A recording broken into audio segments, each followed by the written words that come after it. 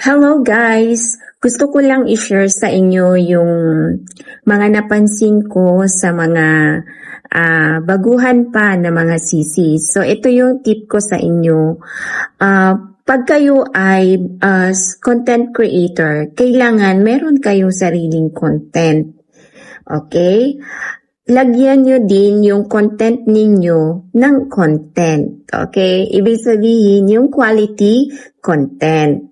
And then, pag mag-upload kayo, kailangan ninyong bigyan ng quality yung inyong video. Dapat meron ding konting dekalidad or may kalidad ang inyong video para kayo ay mapansin. Hindi lang mapansin. Para yan sa standard na inaabot natin kay M. Okay? And then next, ang pangatlo po ay doon tayo sa promotion. Siyempre, ikaw pa rin yung aangat sa content na ginawa mo. So sa pag-aangat ng content, dyan pumapasok yung sinasabi na engagement.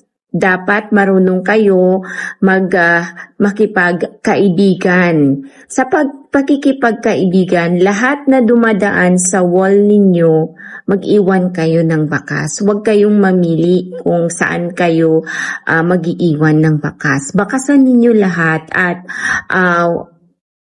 huwag kayong mag-expect na re-reply agad. Diba?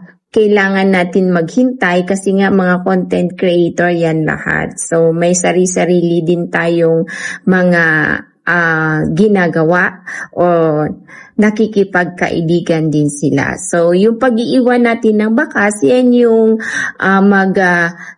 iiwan na ikaw ay mapansin ng binakasan mo. Ganun yun. At next is, dapat sa pag-iiwan mo ng bakas, huwag ka lang mag-iwan ng bakas. Kung pwede kang maging productive doon sa pag-open mo at pag-iwan mo ng bakas, kung marami kang makukuha na mga kaibigan na hindi mo pa kaibiganin mo na para meron kang may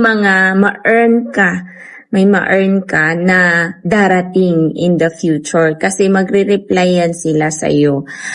At sa pakikipag-engage naman, dapat din natin na